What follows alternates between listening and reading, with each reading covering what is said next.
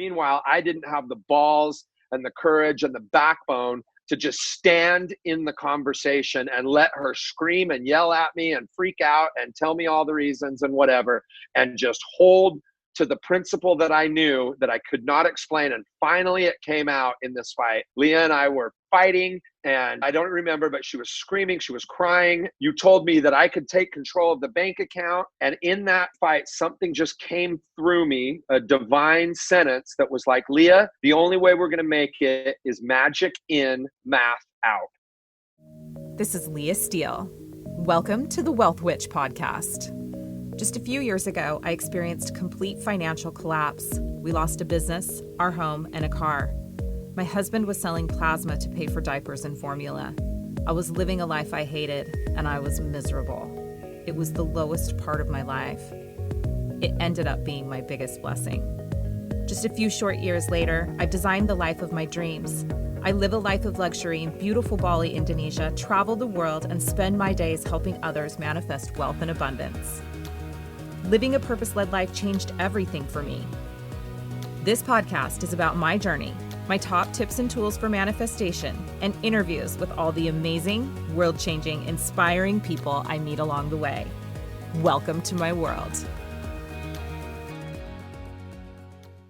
Hello, and welcome to another episode of the Wealth Witch podcast. So I'm super excited because today I have my husband, Sean Barnett, here with me to record his first episode of the podcast. So welcome, Sean. Glad to have you.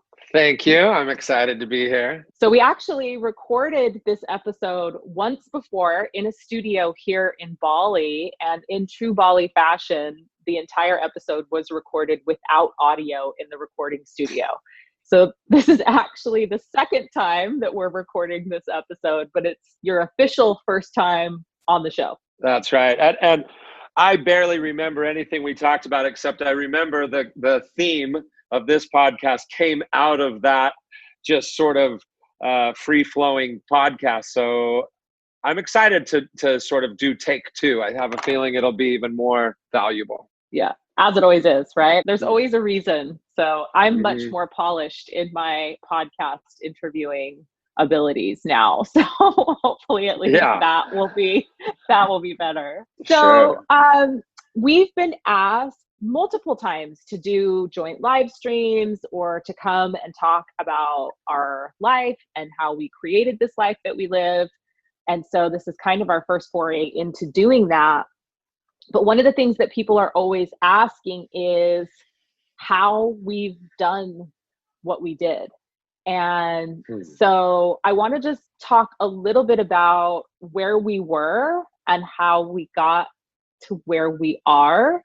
So I've definitely shared in previous episodes of this podcast, you know, my experience of where we were, and then a little bit about how we got to where we are now. So I think it'd be great if you just shared from whatever starting point you want, where we were, what happened, and where we are now.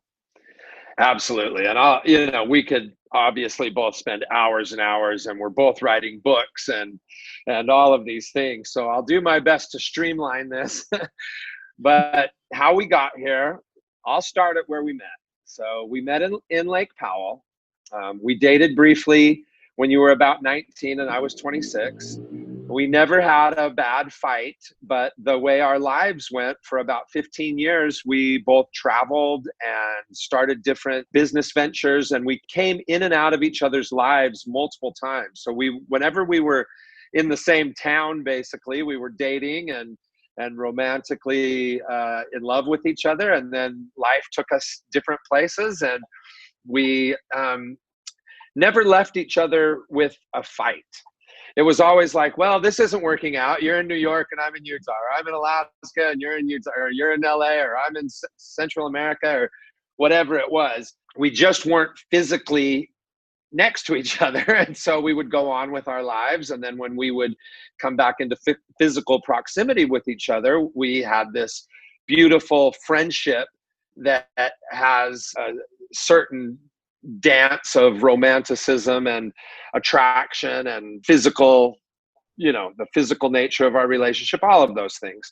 But it's certainly based first and foremost on a friendship that has been going on for nearly 25 years. And the next place I'll go to, we got married about 10 years ago, 10 years this December. And we had been living together for maybe a year and a half before that. And we both had a kid from a previous genetic donor that neither of those genetic donors were in our lives. So we were both single parents without a partner in our lives. So it was very unique in that way that a lot of people, if they're a single parent, they are, sharing custody or sharing time with another person or whatever. And so it was just me and you and the two boys. And we moved in together and started a life for ourselves. And I had been a wild child and very into, at one point in my life, I was a successful drug dealer and certainly partied a lot. And you and I liked to party a lot together, but you always were able to kind of control yourself. And right around the time we got married, my drug and alcohol use really escalated. And also all sorts of issues I hadn't dealt with, abandonment issues, depression issues, health issues. All of these things kind of created this perfect storm where I really went off the deep end, and I became an opiate addict and started stealing from a friend and hiding everything from you. And really, I was just a liar, a thief, and morally bankrupt in every way. And it led to my final incarceration, one of 18 incarcerations. And it really tested us. And I know it tested your resolve, but in the end, you stood by me. Although, for the listening audience, I didn't get to stay home. She didn't stay by me. And I got to live at home while we were going through this. Leah held incredibly strong boundaries of this is not acceptable. And basically, if I would get my shit together, I was welcome to move back home, but under a very strict contract and written boundaries and a new agreement and a new way of living together. And that led to me coming back home, living a life that is based on telling the truth, and a journey that led us to building. Leah had already been working in addiction treatment with her mother for, I don't know, at that time, maybe 12 years. I think by the end it was 15 total. Is that about accurate, Leah? Yep. Yeah. So, but Leah's mom was retiring at the time, and again, a perfect storm. We decided to really up the ante and create, now that I was in addiction recovery, and Leah had this huge history of working in addiction recovery, and her mom was a founder, a pioneer in addiction recovery. We had this opportunity where we created a really successful business, making mid to high six figures a month, and Leah's probably told the story. Over a period of time, we lost about $3 million on paper and about $750,000 in real money. And we're nearly $1 million in debt and lost everything. So that's, I guess, as much as I'll go into the background. So during this time, maybe 6 months to a year before the collapse of our business, I was getting deep into meditation and ritual magic and things of that nature. And I would go on a morning hike every single day and sit on this mountain, and I quit putting things out to the universe like affirmations and things like that, and instead just allowed the visions that were welling up from my soul, that were the nature of who I am, just allowing them to take form in my mind. And as I would allow that to happen, I would see myself surfing somewhere out in what I considered the South Pacific. It ends up that it was the Indian Ocean, but I had been dreaming of being a surfer since I was 9 years old. And here I was, maybe 47, 48 years old, allowing these images to really come up and allowing that, if there was a genie, what would I really be doing? What is my life really calling for? And it was always this surfing thing. And it didn't make any sense because Leah and I were involved in it. Leah was the president of the equivalent of the PTA of the Catholic school. She was on the board of the baseball director. I was we were in that country club lifestyle, going to all the fundraising galas and living this sort of hoity-toity lifestyle that was centered around money and prestige and Audis and nice cars and things and living in $1 million mansion on the hill. And, you know, everything was centered around I guess for me, a vision or a story of what is success. And that story was created by some imaginary jury in my head that included my father, my mother, my grandfather, teachers, coaches that were saying, Sean, a successful life is this. And it always had to do with money and nice things and all this. And instead, when I allowed the visions to come forth, there I was surfing somewhere on an island out in the middle of the ocean on the other side of the world. And it didn't make any sense. There was in my mind, in my, you know, conscious mind, in my frontal lobe, if you will, I said, well, this is a nice fantasy, but there's no way it could ever happen. Leah would never go for it. And I'm not going to abandon my family for this dream. And there's just no way it would happen. Our business could never do it. It just won't happen. But I'll just allow the visions to keep playing out. And I'll just go ahead and fantasize and just allow the visions to form. And pretty soon, as the visions became more and more vivid, our business suddenly began to crumble. And our entire reality deconstructed around us. And Leah and I were both left in, you know, I think we went through every emotion possible. For me, I won't speak for Leah, but for me, I went through rage, grief, shame, guilt, fear, basically every lower tiered emotion that I can imagine. And at the end of it all, when literally I had sold everything, Leah was watching me. I sold every gun I had, every sports paraphernalia thing. I had collected an amazing collection of autographs and jerseys and art and just let go of everything. And when I had finally let go of everything, Leah, just one day out of nowhere, literally, I think around the time we were packing everything up and sold everything and had lost our house and my car had been repossessed, out of nowhere, Leah was like, Sean, when we rebuild, would you be open to doing it like in a tropical place like Costa Rica, is what she said. And I could still get very emotional right now because right then is when I saw it. And I was like, oh my, like, wow, there it is. The opportunity that was impossible, the opportunity that could never have taken place in the old paradigm of our life and the way our life was structured, that after the entire annihilation and destruction, all of a sudden Leah had caught the vision from somewhere. Maybe it was always in her soul. Who knows? I'll let you, if you want to expand on that, Leah. Where did that vision come for you? Yeah, it's interesting because I don't really know, other than, you know, that I never liked the winter. I never liked the cold.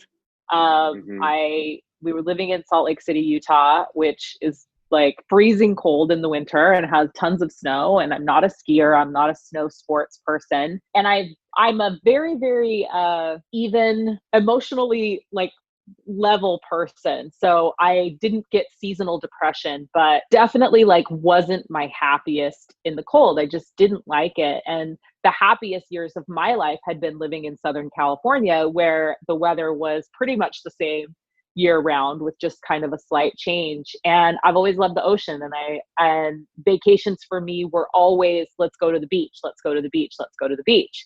So I don't really even know. I mean, definitely, I'm sure you planted the seed in my, you know, with our quantum entanglement, That's exactly certainly happened. But I also was just exhausted and I was tired and I wanted a fresh start. But, you know, I think it's funny because a lot of people go, they ran away.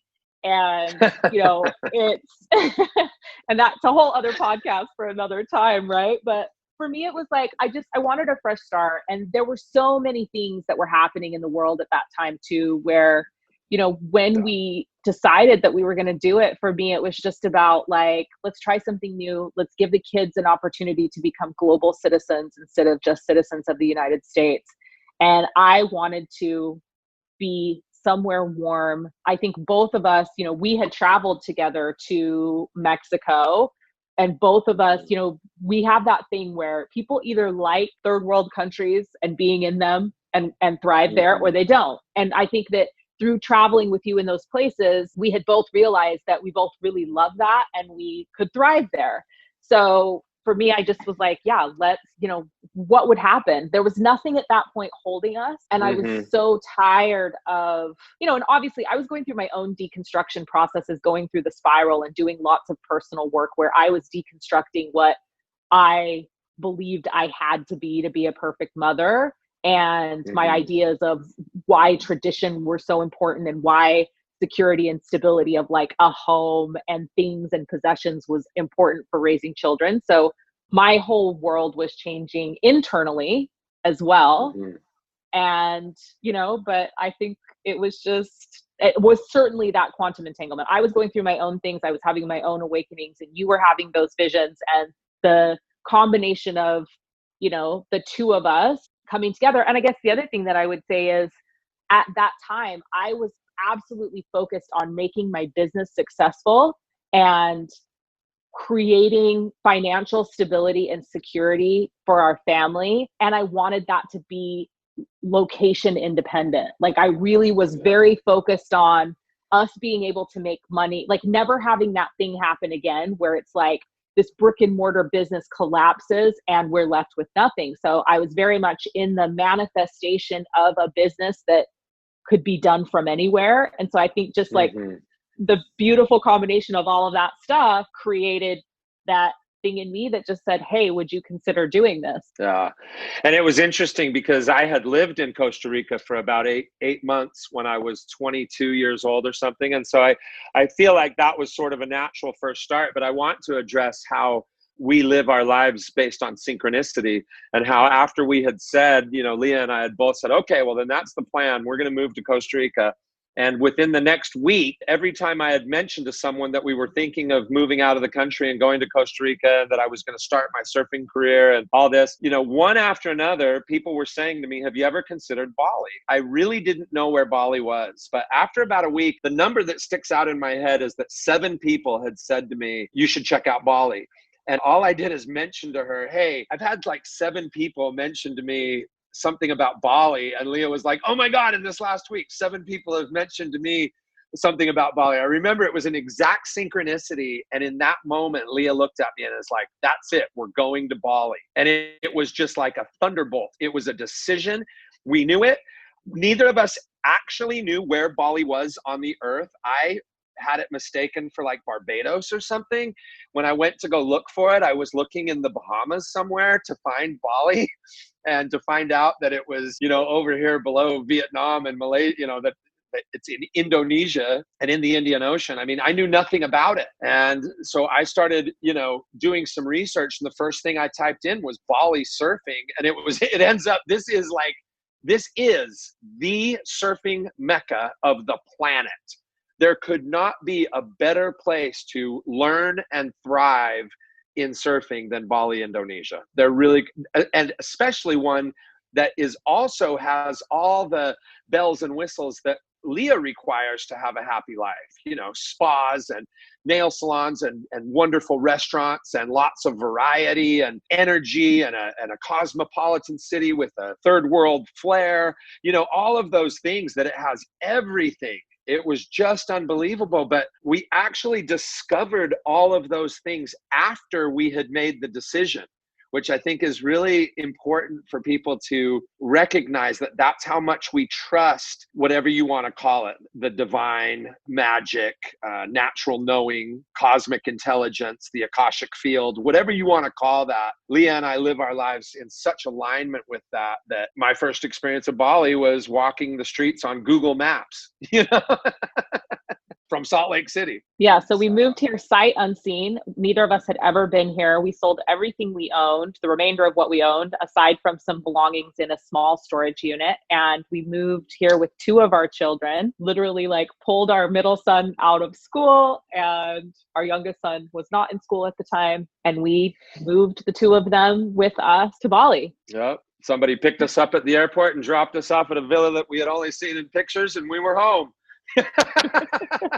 So what is our life like now, I guess? Like, just from your perspective, like, what is the life that we're living that we've created now? So the key point, and something that I think is really key, and this was sort of the theme of this podcast too, that there's this So we had set that goal, and we said in 12 months, we will be in Bali. And we leased a house in Salt Lake for 1 year to prepare ourselves to build our businesses and all that. And Leah thrived and I sucked.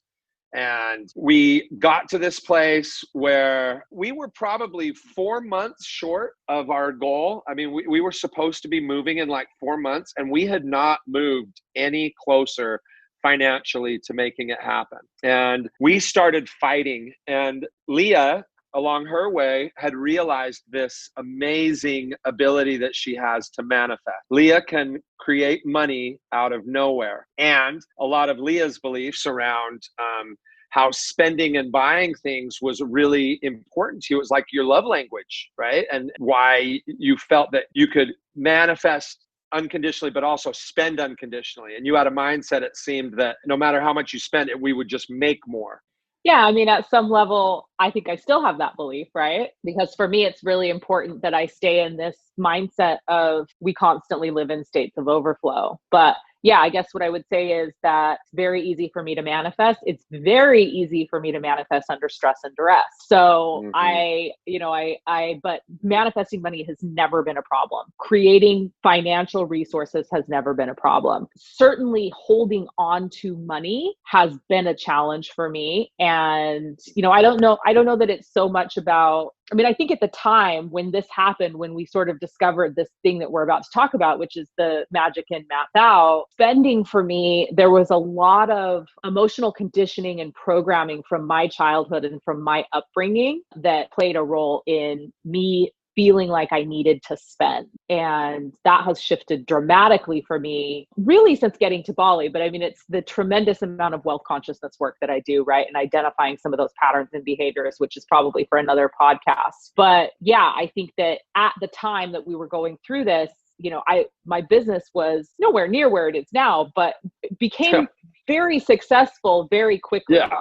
And we were making a lot of money every month, and we weren't saving or holding on to money to make this trip happen. So yeah, we had really large streams of income, 5 figures a month. And my security level was, I wanted to have that first month's villa paid for, our airplane ticket, and $10,000 in the bank. And for some people, they'll say that is a crazy low amount of security to move your family to the other side of the world. But that's the truth. We had paid for a villa, paid for our one-way ticket, and had $10,000 in the bank. That's it. But we were 4 months out and still had not bought our plane tickets, had not paid for the villa, and had like $1,000 in the bank. And we started fighting.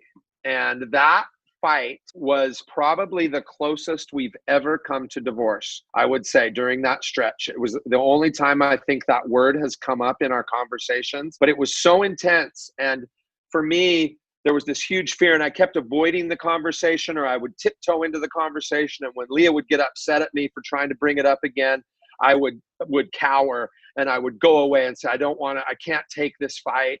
And so I would sit and brew and stew and have a pity party and tell myself all these stories that my wife just doesn't understand. And meanwhile, I didn't have the balls and the courage and the backbone to just stand in the conversation and let her scream and yell at me and freak out and tell me all the reasons and whatever, and just hold to the principle that I knew that I could not explain. And finally it came out in this fight. Leah and I were fighting, and I don't remember, but she was screaming, she was crying. You told me that I could take control of the bank account. And in that fight, something just came through me, a divine sentence that was like, Leah, the only way we're going to make it is magic in, math out. And when I said that, I remember watching you sort of surrender. And whether or not you were happy about it is beside the point. You basically gave up and went. It was like you could feel the resonance of the truth in that statement, that if we followed a plan of magic in, math out, that we would thrive. And it was within 3 weeks, I could get very emotional at this. Within 3 weeks to 4 weeks, Leah came over. I was working in my office at the time, and you came in and said, Sean, you were right. Thank you. And I remember just bawling, and this moment where you were just like, wow, this principle works. And it's worked for us ever since. And our relationship has never been better. We made it through that and have made the life of our dreams. And it was just all from, I think you honoring all of your emotions and rage and frustration and just letting it all out, and me having that ability to just stand in the fire and allow you to do that, and then allow that moment where divine spoke through me and just said, it's magic in, math out. And if we follow that, and both of us knew it was true. And from that moment on, now here we are. So yeah, I think one of the things that comes up for me as we talk about it is that, I really believe that spending, if we go into all the stuff around the programming and conditioning that happens around money, but spending is something that we feel we can control. And when we feel out of control in our finances, when we're unsure of where the next money is coming from, or some of us have tons of money and we still feel out of control because we feel like it could be taken away from us at any moment. Spending is something that we can control. And so a lot of people are out of integrity with themselves when it comes to spending because they're just trying to find something that feels like it's in control, and going out and buying something is like the most control you can feel in that moment. Well, I have control over, I'm going to spend on this thing. And so I think one of the reasons why I see people get so backed up or upset around like, I don't want to budget, or I don't want to have to be, it feels constraining to them. It feels like more control. And I think the thing that I remember from that conversation most isn't certainly that resonated with me, the magic in, math out. But the thing that resonated the most with me was, I remember you said to me, I guarantee you will be able to do the things that you want to do. You might have to not do them for about 3 to 4 weeks. But after that point, there's going to be plenty of money for you to do all of the things that you want to do. And for me, it was always that, there was very much something in I work really hard. I want to reward myself. I feel like I deserve to reward myself because I work so hard. And there's this piece that it's like, when I spend, I can feel like I have control over my life that is fairly out of control when it comes to money, because of the global financial elite, because of the financial slavery consciousness that we all exist in on this planet, right? Mm-hmm. But I believed you. I believed you when you said that. And I was at that point, again, the fight had been so horrendous. I was like, I surrender, I give in, I'm willing to try everything. Fine, go do it. Let's see if it works, right? And I think it was within 2 weeks from that point that I was like, oh, wow. Nothing really changed for me. I didn't feel any kind of discomfort. And with the system, the math out system that we were using, I had plenty of my own spending money that I could spend things on. And you were saving yours like you tend to do. And I was spending my disposable income I was spending, and your disposable income you were saving. But it took the pressure off the relationship, certainly. And implementing the principle allowed the money to really start to flow in. Yeah, there is some sort of universal law to the energy of money, where if you are a good custodian of money, then the energy of money somehow trusts you, and it just flows like crazy. Whereas when you're a bad custodian of money, and this is just the framework, I guess, that I look at it in, when I'm a poor custodian of money, it's like money doesn't trust me and it won't come in. And I will also say, for those that are listening, especially men that maybe are in the similar situation, the scariest moment was because I had done the math, and I was looking at how much we were making, and I was like, Leah could have 10% of everything we make, and she could light it on fire if she wants. She could flush it down the toilet, and she would be flushing so much money down the toilet. She could do everything she wants with just 10%. But it needs to build up. We need to build it a little bit for this program. And I just knew, and I gave you that guarantee. And I was like, I promise you, in 3 weeks, I remember exactly, you will be so grateful. And when you turned it over, that was the moment of absolute terror for me, as I was like, now I've put everything on the line, all that I've been fighting for, all that we've been saying, now I have to come through and implement this plan and this structure, and it has to work. I mean, that was that burn the bridge moment. Talk about just terrifying.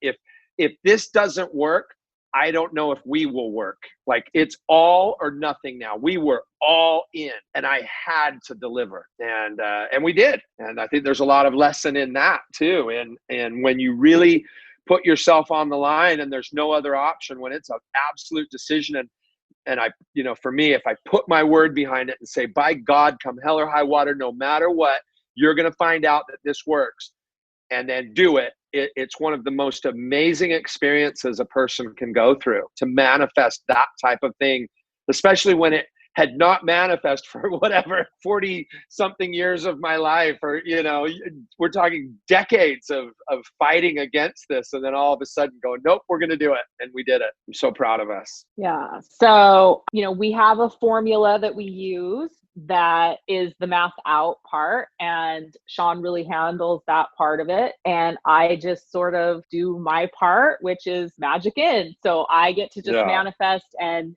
do the part that's my strength, and Sean does his strength, which is really keeping an eye on where we're spending and how we're allotting our resources. The really beautiful thing I think about this for me is that, it took practice. Like, we had to practice it for a while. And then we sort of fell into this like natural rhythm of, it's just what we do now. And sometimes we're looser, and it's it's super easy for us to identify it because money starts looking a little tight sometimes. And we're like, we're not following the plan. We're not following the plan. But we don't have to be as strict about it anymore, because it's like we sort of naturally fell into this rhythm of being in the plan and being in the process, and we're not perfect at it. No, absolutely not. But we're about 2.5 years into it. So we've practiced it pretty well. And without going too deep into it, basically half of our income has to cover our expenses. And then we have money allotted to charity and service. And we have money allotted to the kids and their endeavors and savings and that. And then we have money that's for to blow if we want, to spend at our discretion. Like Leah said, she a lot of times will utilize that to the fullest. And for me, I get to save mine if I want, or stash it away, or put it into an investment, or do whatever I want to do with it. But we both have the ability to do what we want with a certain amount of money, and then the other areas are non-negotiable. And there's also an aspect of charity that's a huge part of our lives. And we both understand there is some sort of law of money that, yes, it will come to you if you are a good custodian, and it will be harder to come to you if you're a poor custodian. And then you can turbocharge it by giving a bunch of it away. By giving it to others and doing good with it, and serving somehow adds this other little turbocharger. And when we don't do it, we'll notice I'm kind of a measurement freak, I guess. And I measure things, and I just pay attention to the patterns against the results.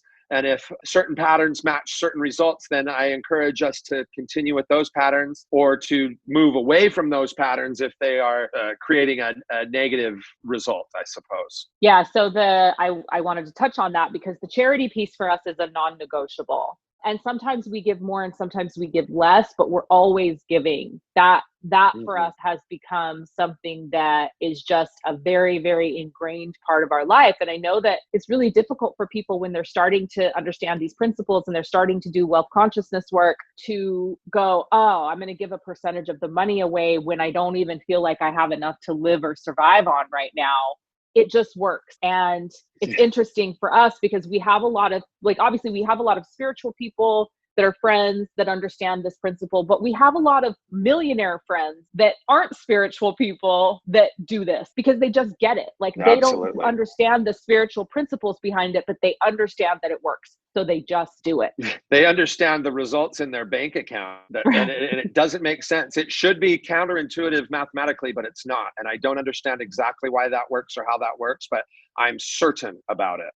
So I want to touch on something because I think that, we have a lot of haters out there that that know us from, our previous life and our business collapsing. And, there's a lot of naysayers about how we choose to live our lives. And, I think that we're still paying off a tremendous amount of debt from imploded business. And we're still working our way through what of that is payable and what of that we're going to pay. But one of the things for us, and I'll just speak for myself, but I would love to hear your take on this. One of the things for me is that we were in a position where we gave and gave and gave and gave, and we gave so much of ourselves, and we never paid ourselves first. We always paid ourselves last. And we wound up in a situation where we lost our home, we lost a car, we were 3 hours away from being homeless, and our children almost didn't have anywhere to live. And there were periods of time while we were losing all of that, we were eating rice and beans and we were struggling to put food on the table. And when all of that happened, and we moved into this kind of new way of being, and we shifted our paradigm, because that's really what I believe we did when we chose to move to Bali. We popped a timeline, we shifted our paradigm. I, in those moments, was like, this will never happen again. Never again will I be worried about feeding my children or having a roof over my head.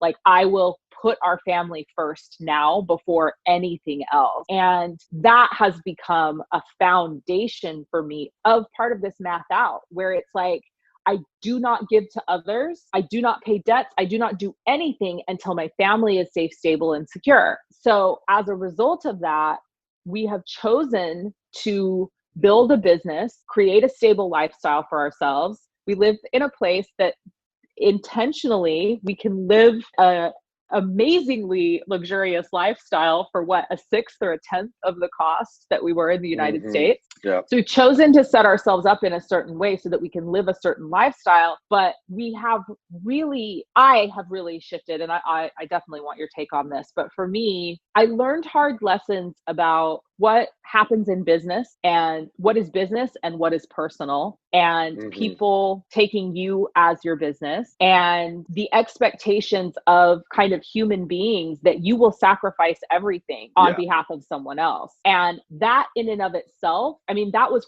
one of the major reasons why we ended up where we were, because we were so out of alignment with caring for ourselves first and putting ourselves first. We literally would pay everyone, pay the bills, and not take care of ourselves and our family, because that's what we were expected to do as business owners, or that's what we were expected to do as leaders of a company. And so that's a big thing that shifted for me as well. Being a good custodian of your money means that you're not overgiving. So there's the piece where it's like, yes, giving is amazing, and to not be overgiving. So I would love to hear your take on that. Yeah, it's all in ratio, right? So when we were in the business and we were giving everything and had nothing, I mean, I was giving plasma for diapers. Like, I was using my old drug addict tricks to just get diapers for our baby. And meanwhile, we were having, $100,000 in income, and I'm giving plasma for diapers because we were paying everything off, trying to keep the business afloat. And, I think we both learned really the hard way about borrowing. We kept borrowing to keep it afloat and trusting, because we weren't following mathematical principles. We were following our heart. And when you have a big heart, you can think, I can just give, and the universe will take care of me. And I think that both of us believed that with everything, and it ended up just being foolish. The universe doesn't really give a shit about your heart. It gives a shit about laws. It follows certain laws that the universe itself doesn't have it's not a person. I mean, to me, it's all his mind, but when we're talking about money, it follows a system. And so for us, it's generally around 10% of income goes back out in the form of charity.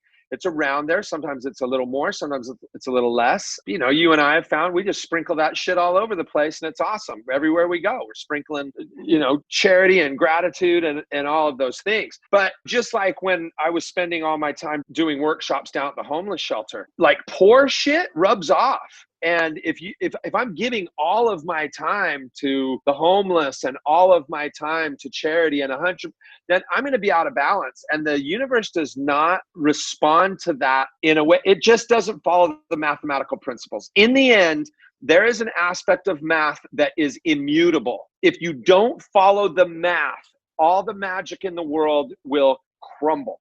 It's the two together, the structure and the movement, the energy and the law, whatever that is, that binding principle, the masculine and the feminine, It's both. We both learned that the hard way. People who invested in us and in our vision and in our business, they wanted to get a great profit. And when things didn't go their way, then they just wanted us to bleed till the end of time. And we've both realized, 2 years ago when we were $750,000 in debt, and 2.5 years ago when that was happening and I was giving plasma for diapers, there was no light at the end of the tunnel. But by following these principles and what we've done, by still living a luxurious lifestyle, by moving to somewhere where the US dollar goes about 7 times as far as it does in the United States, where we can live in a mansion on the beach for the price of a small townhome in a nice neighborhood in the United States, and where a 5-star meal costs $20 instead of $200 or whatever, that type of thing. We now can see we've been able to do it all, which is have the lifestyle, follow the principles, still give to charity. And now there finally is light at the end of the tunnel. There finally is a place where we can open discussions with some of these huge debts, these, 6-figure debts that we have, that it's like, oh, we can implement a plan now.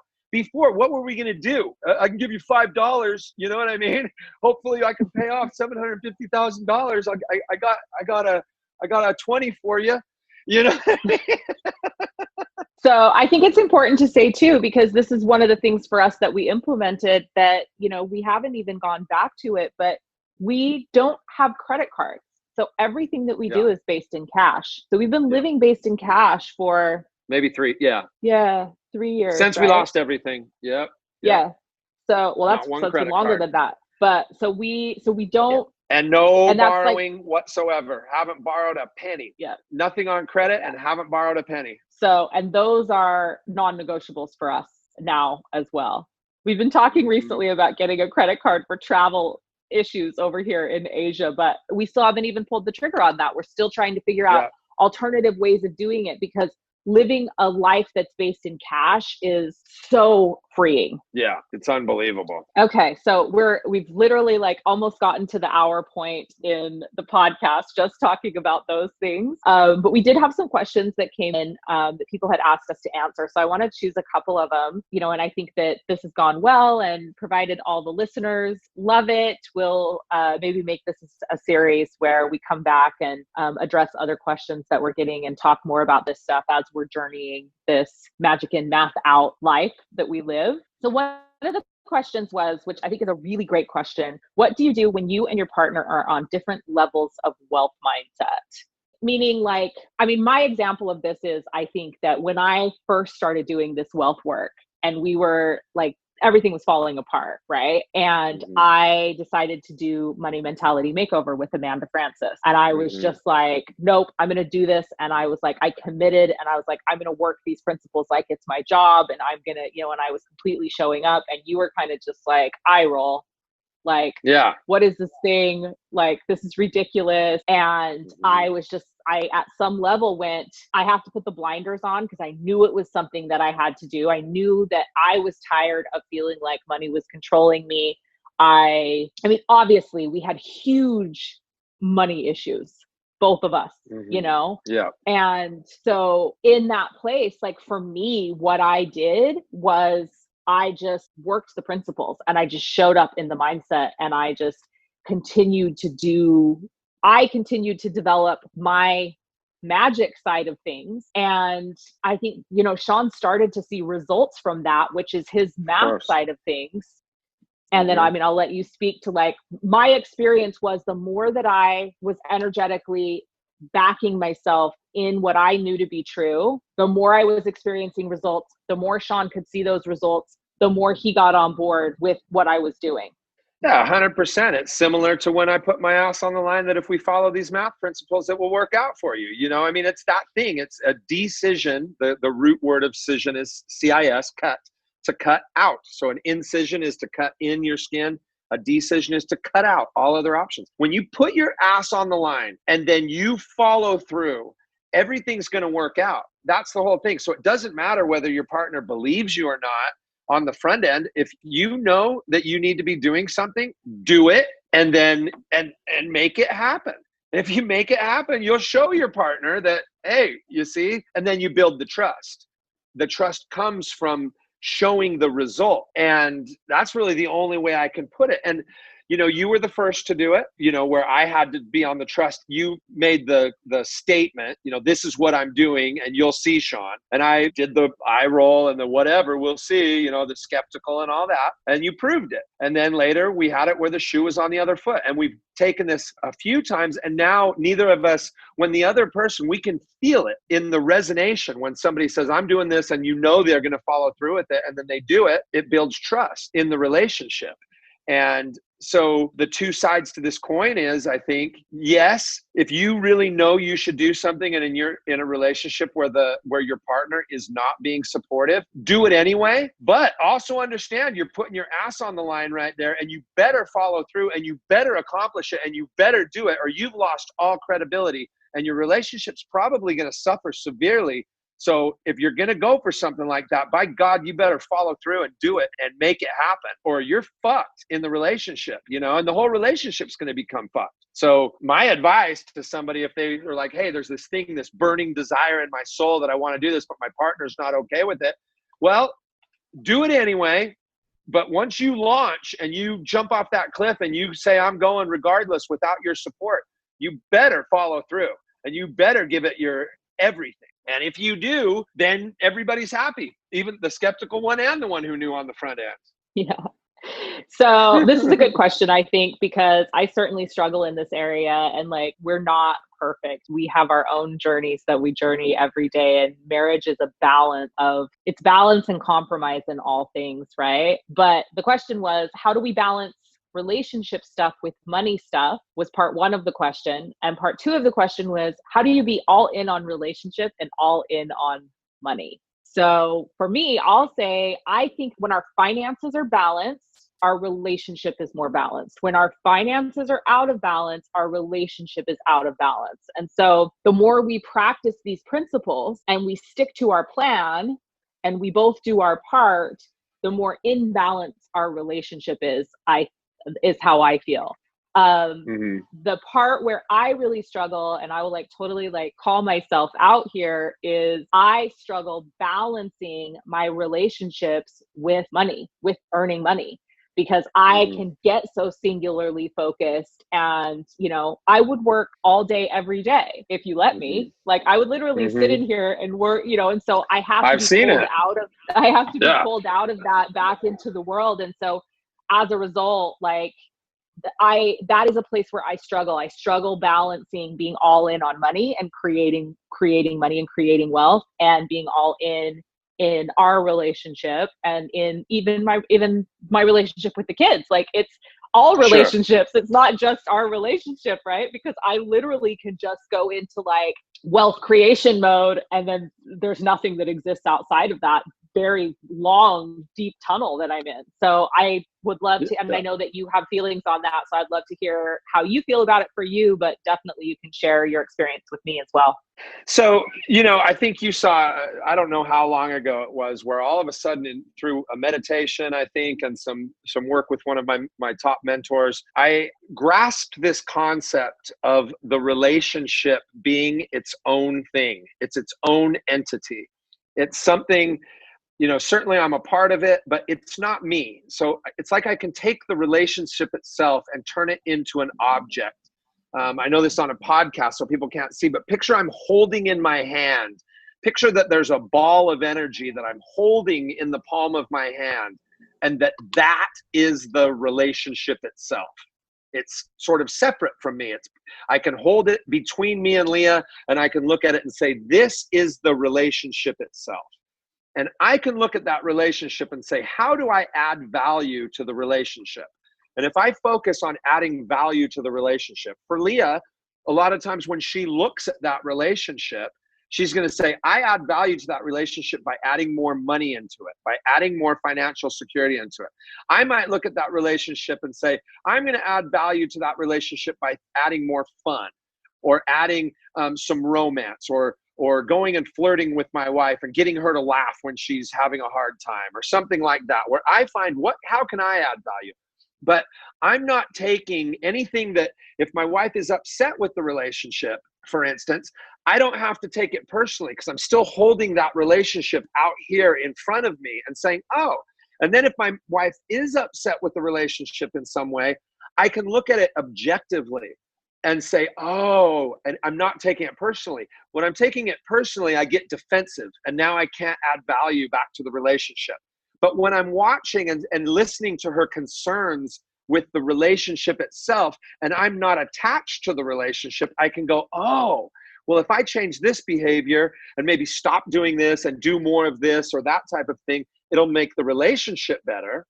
And in that relationship are all these things, right? Like finances, health. But that's the way I frame it. And I think that has really helped us stay happy with each other and committed to the relationship. And I'll say one more thing, and I don't know how you've taken this or me, but I know there's this thing that, love yourself first or take care of yourself first. And one of the things that, from my perspective, it's important for me to remember that love myself first does not mean love myself most. It means that there's a priority to things. And if I'm not taking care of my mind and my spirit and my physical body and my health and those kind of things, I'm not going to be available to have the power to hold that relationship out there objectively and add value to it. And so it's important, I think, maybe for people to hear that for me, the relationship is the most important thing in my life. The relationship takes precedence for me over myself. So in other words, the relationship is more important. That doesn't mean it comes first. There's a difference between how much I care for something and the order with which I go about it. I think, back on finances, Leah and I would both say paying off the debts is more important to us than having fun. But if we're not enjoying our lives somehow, we're not going to have the energy to build the business to the place where we can pay off the debt. And so taking care of ourselves has to come first, but paying off the debt is probably the most important goal or objective in creating our financial system. Because we know as soon as the debt's paid off, we're really going to be free. Then we can really go wild and go crazy. And so I don't know if that makes sense, but there is some nuance in there where first does not mean most. It just means the order in which things should be done. Again, we're talking about the mathematics of things, and that's something that I see pretty clearly. And then, of course, there's that magical part, the love and the spontaneity and the allowing the spirit to dance through me. And of course, I don't want to live a life of complete structure, but it's the including both of them and the and rather than the either or, I think is the most important thing for me on that. Yeah, amazing. There were so many good questions, and there's more that I want to ask and answer, but I think it's a great place to sort of wrap it up and end. And provided you guys love this episode and give us feedback that you love it, we will be happy to come back and answer some more of these, because I have 4 or 5 more that I think would be great for us to kind of riff on and discuss. So maybe we can make it a regular thing, but I think it was great. I really enjoyed having you on, and I like when we can talk about our different perspectives, because I think we're very much in alignment in many ways, but we're very, very different people. And we have lots of different philosophies about life in general, in all things, in even how we practice and utilize magic, how we interact with money, all of it. I think we have a lot of similarities and we have a lot of differences. So I think it was great to sort of be here on the podcast and share that and show the other half of my life. So thanks for being here. It was fun. Yeah. To expand on that real quick, I think the way I would look at that, or the way I experience that, is almost like we share a heart. You and I share this same heart, but we see the world through completely different lenses. Like our lenses are completely different, but where we're connected or where we share is in that heart space where I really do feel one with you and a part of you. But certainly I know that the way I see things is, our lenses are night and day. Yep. Okay. Well, thanks for joining us. Thanks for listening. And until next time, we are signing off. That's a wrap. Thank you for joining me. Remember, wealth is a mindset, and you absolutely deserve to live the life you deeply desire. And with belief and intention, you create your reality. Until next time, this is Leah Steele, the Wealth Witch.